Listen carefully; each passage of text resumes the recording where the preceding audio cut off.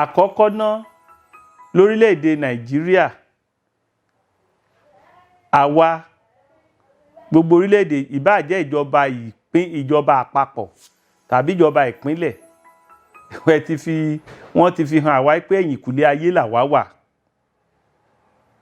Wọ́n ti jẹ́ ká mọ̀ pé ẹ̀yìnkùlé ayé la wà.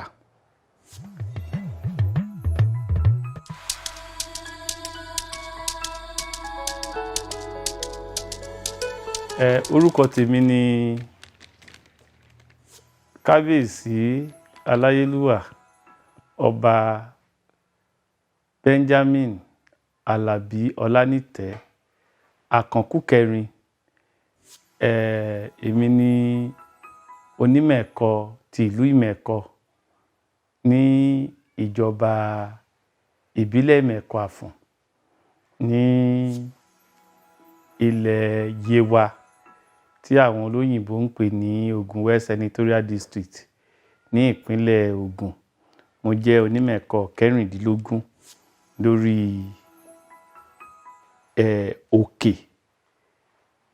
òkè yìí ní Mẹ̀kọ tó wà lókè lọ́wọ́lọ́wọ́.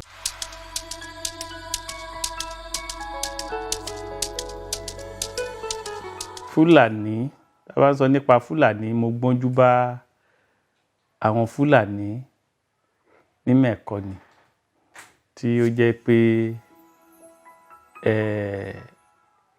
nínú wọn wọ́n bá ọ̀rọ̀ ẹ̀sìn débí tí wọ́n sì ṣe okòwò òwò wọn bá débí. So òwò wọn bá débí, a ti rí inú wọn tó ti ṣe chief imam ìyẹn Haúsá nìyẹn tó ṣe chief imam ìlú yìí, ìyẹn ò kì í ṣe Fúlàní. Ṣùgbọ́n àwọn Fúlàní ti wà ń bí torí a ní àwọn ibi táwọn bàbá wa látijọ́ tí wọ́n ń sin ẹran tó ti di agboolé lónìí tá ń pè lágbo màálù.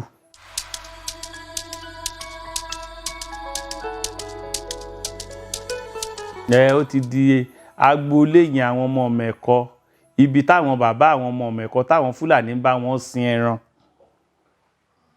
Agbo màálù yẹn àwọn ọmọ Mẹ̀kọ, àwọn Fúlàní yẹn àwọn míì ti lọ. A dẹ̀ ní Gàá níbi tí wọ́n tún ti ń bá wọn sin màálù, Gàá òkè ọlá, Gàá ìsàlẹ̀. Ṣùgbọ́n gbogbo ìyẹn lónìí ilé ti ṣe kíni o, ilé ti gbà. Tọ́pọ̀lọpọ̀ àwọn Fúlàní ti ṣe kíni o, tí wọ́n ti padà lọ. Nínú àwọn ọmọ wọn táwa bá at least a mọ ilé méjì tí wọ́n kọ́ sílẹ̀. Ní agbègbè yìí ó ti bẹ̀rẹ̀, ó ti pẹ́. Kódà ní bí ìjẹ́fà ni adájọ́ kóòtù májísírèètì níbí ni wọ́n rán ìkan nínú àwọn darandaran wọ̀nyí Fúlàní lọ sí ọgbà ẹ̀wọ̀n. Ilé ẹjọ́ rán lọ sẹ́wọ̀n torí mo gbọ́ ẹni 5 lèmi gbọ́ pé ẹni yìí ti ṣárí. Ṣùgbọ́n nígbà táwọn èèyàn ń sọ wọ́n lẹ́ni tó ṣàgbẹ̀yìn ló dẹni 9. Mo rò pé nínú yẹn ni ọwọ́ pálábá ẹ̀ ló ségi. Kódà ó lóun fẹ́ gún níkùn tàbí kóun ṣá orí ẹ̀ ni, ló bá fọwọ́ gbà dálàdá fi ṣá lọ́wọ́. Àwọn èèyàn ní ẹni yẹn ṣé ìbá máa wòran kó gún níkùn tàbí kó ṣá lórí. Ṣùgbọ́n ilé ẹjọ́ ti rán lọ fọ́dún 2. Èyí tó fi díẹ̀ múlẹ̀ pé ó ń ṣẹlẹ̀ ń bí náà. Ṣé tóbìnrin tí wọ́n ṣá ní ṣakúṣa ni? Ìyẹn ló dùn mí ńgbà tí àwọn ẹgbẹ́ ọmọ Yorùbá kọ̀wé sí United Nations máa fi fọ́tò obìnrin tí wọ́n ṣá ní ṣakúṣa yẹn hàn yín, tí irú fọ́tò yẹn ò sí ńbẹ̀. Ṣùgbọ́n ọmọ wa kan Délé olówó níyì tí wọ́n dú níbí yìí, fọ́tò ẹ̀ wà níbẹ̀. Àìmọye ìyàn ti dé, àwọn àgbẹ̀ ò lè lọ lóko mọ́. Ìyàn ti dé, ogun ibi ti dé, a ò tí ì mọ ibi tá à ń ru kínní ìgbà. Tọ́lọ́run bá jẹ́ kó mọ báyìí, ká tó yí dá bó ṣe bẹ̀rẹ̀ yìí, á fẹ́ tọ́dún 3. Kò síbi tí wọn ò ṣọṣẹ́ dé. Ṣẹ́ni tí wọ́n sun mọ́ ilé, ṣẹ́ni tí mélòó la fẹ́ sọ, ṣẹ́ni tí wọ́n pàdé lọ́nà oko. Ìyẹn níwòyí nìyẹn ti ṣẹlẹ̀. wọ́n pàdé ọkọ àtaya lọ́nà oko, àwọn bíi 7 Fúlàní tí wọ́n ní kí ìyàwó kó sùn lẹ̀, tẹ́nìkankan wọ́n bá ìyàwó sùn, tí wọ́n ní kí ọkọ bọ́ aṣọ ara ẹ̀ kó máa fẹ́ra fáwọn, tí kan bá gun orí obìnrin yẹn tán tó kúrò ìmí á bọ́ sí tàbí níhà ìjòhùn kí oníjòhùn àná tó kú tí wọ́n sun bàbá olóko tó rí wọn tí wọ́n ń wà àgbàdo lẹ̀ fẹ́ràn wọn, tí bàbá ní kí nìyẹn, tí wọ́n gbé AK-47 jáde, àwọn ìyàwó àti ọmọ bàbá yẹn bá sá, sísá táwọn yẹn máa sá, bàbá ní báwo lòun á ṣe sá, bó ṣe di bíi pé wọ́n dẹni tí wọ́n mú bàbá tí wọ́n de bàbá lọ́wọ́ lẹ́sẹ̀ nìyẹn, wọ́n bá sọ bàbá sábẹ́ àká, wọ́n ṣe kánná sínú àká nìyẹn tí bàbá yẹn jóná. Ìgbà tí ó ṣe díẹ̀ tí wọ́n lọ sọ lábúlé táwọn èèyàn dé, ẹ̀pà ò bóró mọ́, oko tí bàbá ní bàbá dá, mélòó la fẹ́ sọ. Ọ̀rọ̀ àwọn darandaran yìí ó ti sú wa.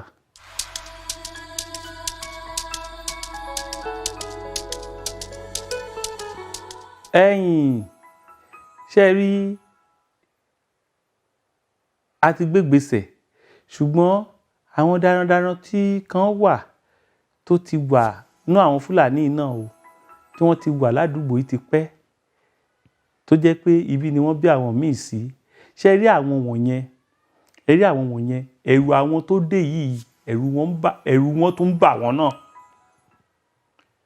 Wọ́n sì dìídì sọ fún wa pé táwọn bá ní káwọn, torí àwọn yẹn ńgbà tí inú àwọn ìran wọn wọ̀nyí tí wọ́n dé tí wọ́n jíyàn gbé, àwọn tó wà níbí ni wọ́n jẹ́ ká mọ̀ pé àwọn tó dé yìí ajínigbé ni o. A bá tún lọ fẹjọ́ sọ ọlọ́pàá, ńgbà lọ sọ fọ́lọ́pàá, ọlọ́pàá wọ́n sáàrí wọn kó, ọlọ́pàá tún ní kán lọ pa àwọn olóyè mi wá pé kí ló dé tí wọn ò dé lọ́dọ̀ kábíyèsí tí wọ́n fi wọ̀lú, àwa la ní kí wọ́n mú wọn. Ńgbà yẹn tá a lọ fẹjọ́ DPO yẹn sùn ní lọ́dọ̀ Commissioner of Police l'Abẹ́òkúta léléwéran. Ṣọ́ àti ẹ̀mẹ́ni tá à ń fẹjọ́ sùn, àmọ́ ìgbésẹ̀ táwa gbé òun ni pé tí kìí bá ṣe pé Ọlọ́run ṣe níbi Tuesday tí ìjẹ́jọ, tàbí mo ní Tuesday, Friday or Thursday, tí bá ṣe pé Ọlọ́run ṣe, wàhálà míì bá tún ti ṣẹlẹ̀. Ẹni Fúlàní ó sì lọ bá olóko lóko, ó sì ṣá olóko yẹn lókè àgbẹ̀dẹ, ó wá sá lọ sí gàá wọn lọ́dọ̀ àwọn èèyàn ìníwòye. Ìgbésẹ̀ wo la lè gbé ju wípé ká sọ fún àwọn ìjọba náà lọ. A sọ fún àwọn ìjọba nígbà tí wàhálà yẹn wá ṣẹlẹ̀, tó ṣẹlẹ̀ sí èyí tó wá wọ́ọ̀sì jù ní ìsàlẹ̀ mímbì yìí ní Yewa náà, ní Asá, Ìbẹ̀kú, gbogbo yẹn, tí ìjọba ìpínlẹ̀ Ògùn wọ́n á gbé kọmitì dìde, wọ́n ń káàkiri láti pàrọwà, àmọ́ ẹ̀pà ò bóró, àwọn tó ti kú ti kú, àwọn tó ti lọ, báwo ṣe ní rírú ẹ̀ mọ́. So ìyẹn ni ó kù.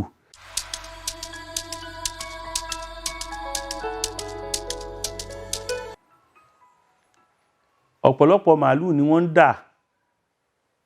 Mo fẹ́ sọ pé ọ̀gọ̀rọ̀ màálù tí wọ́n ń pa l'Ékòó, l'Abẹ́òkúta, àdúgbò wa níbí ni wọ́n ti ń dà kọjá. Nígbà táwọn àgbẹ̀ tó wà ní Benin Republic kò lè gbé tòmẹ́tò, tí wọ́n lè gbé láfú wọn, àwọn ọmọ ìyá wa, àwọn Yorùbá, tí wọ́n lè gbé láfú wọn ní Republic of Benin, kí wọ́n lè gbé wọlé síbí, wọ́n lè kó iṣu wọn wọlé síbí.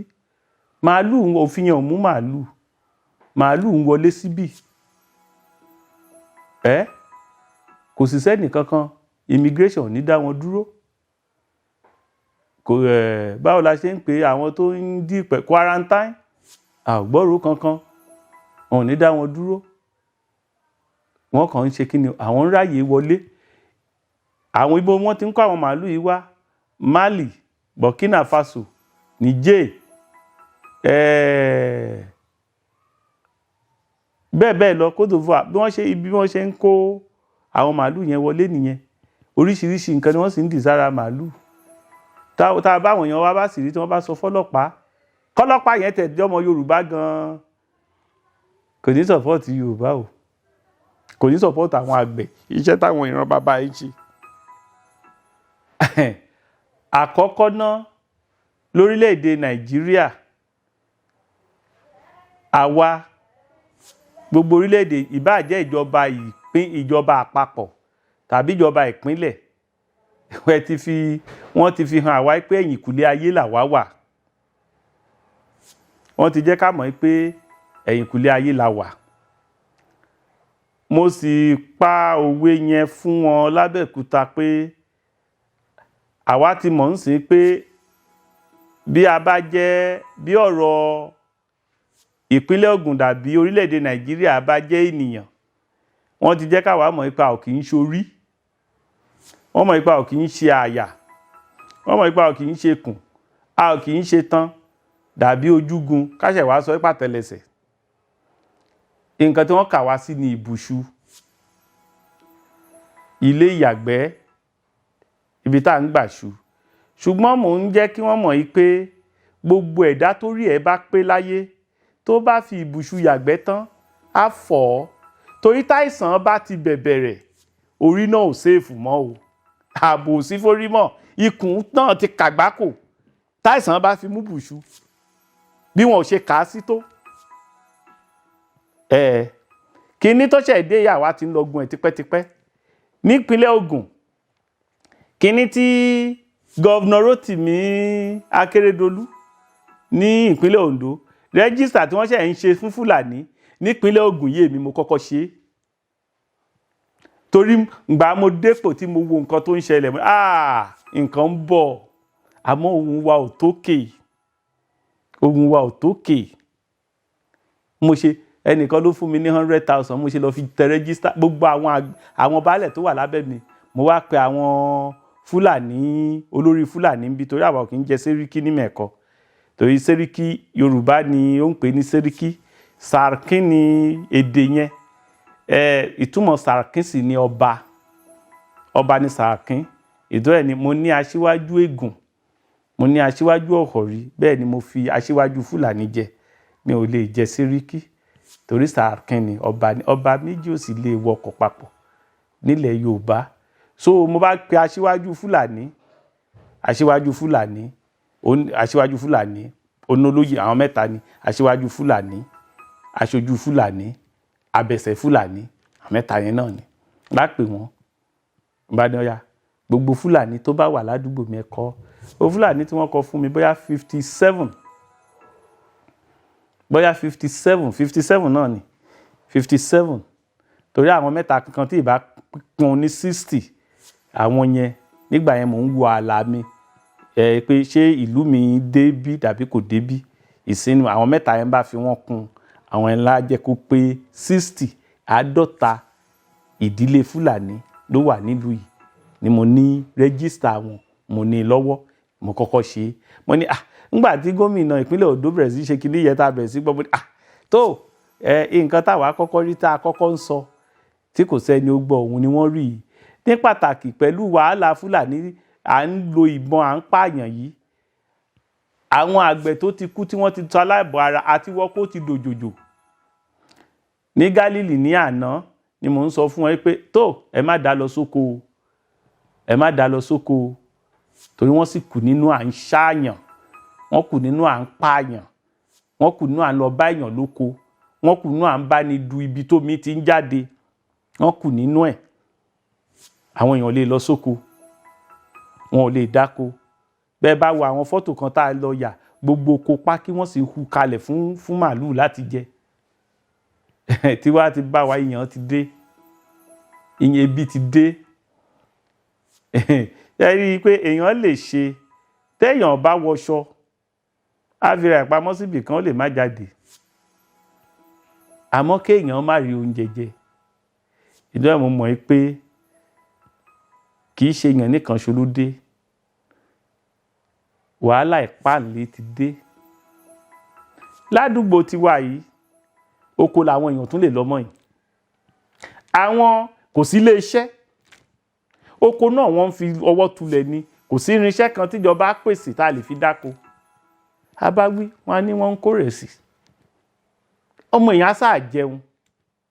Ìbọn ni wọ́n tún kàn sọ́wọ́ àwọn oníbodè àwọn sójà kan tó fi máa lé àwọn lójú mi báyìí wọ́n á gbébọn wọ́n á máa fi lé àwọn ọmọ ìlú mi kiri báyìí. Kí ni mo lè ṣe? Kò sí nǹkan kan tá a lè ṣe ládùúgbò yìí. Òun mo fi sọ fún yín pé tó tiwa ti di ẹ̀yìnkùlé ayé làwa wà. Ọjọ́ Ọlọ́run bá dé ká já gbangba. Àwọn tó ń pín lókè ọ̀ràn ti wa. Bá a tún ní àádọ́gbọ̀n kan àwọn kan á wá wọ́n á bà á jẹ́. Bá a tún lóko náà là á tún dá. Fúlàní ń fi ìbọn tiẹ̀ AK-47 tiẹ̀, sójà ń fi AK-47 tiẹ̀, custom ń fi AK-47 tiẹ̀, immigration ń fi AK-47 tiẹ̀. Kí ni ká ṣe? Our situation ọ̀rọ̀ wa tó bó bá bẹ́ títí ẹrú abọ́lọ́wọ́ ni ó rà. Ó kọ tá a sọ ọmọ ẹni inú ẹni ní gbé. Òun ni ọ̀rọ̀ tàwa ọba aládéládé tá a wà nílẹ̀ yìí. Ó kọ tá a sọ ọmọ ẹni. Bọ́mọ sì ṣe wáyé náà là á sọ lóòkọ bí tàwa ọba aládéládé. Wọ́n mọ̀ pé Onimẹkọ ni olórí àwọn ọba ní àdúgbò yìí. Ṣùgbọ́n nígbà tí òfin ò fi àyè sílẹ̀ fún mi láti ṣe ìpàdé pẹ̀lú àwọn ọba tó wà ní local government yìí, tírú ẹ̀ bá wáyé á dàbí ẹni pé à ń jẹ paramount ruler lẹ́sẹ̀ àti ń da paramount sí méjì. Òfin ò fàyè ẹ̀ sílẹ̀. So gbogbo wàhálà tá a bá ní ọ̀dọ̀ ní paramount là ń kó lọ. Tí paramount wa bí ọba local government 4.5 ló make paramount wa. Ìmẹ̀kọ Àfọ̀n local government, Yewa North local government, Yewa South local government, Ìpókíà local government, Adó-Odò Ọ̀tà local government wọ́n pín sí méjì. Ọ̀tà axis àwọn yẹn wà lábẹ́ Ẹ̀gbá paramount, Ẹ̀gbá traditional council. Adó-Odò lára local government yẹn wà ní Yewa traditional council. Mo fi sọ pé local government 4.5 ni a make Yewa traditional council tá a pè ní paramount. So ṣùgbọ́n òfin lọ́balọ́ba ìpínlẹ̀ Ògùn kò fi àyè sílẹ̀ pé kí àwọn ọba ní ìjọba ìbílẹ̀ kan kó ara wọn jọ láti ṣe ìpàdé kan bí ẹni pé wọ́n tún form another council nìyẹn. So Yewa traditional council là ń kó gbogbo ọ̀rọ̀ wa lọ.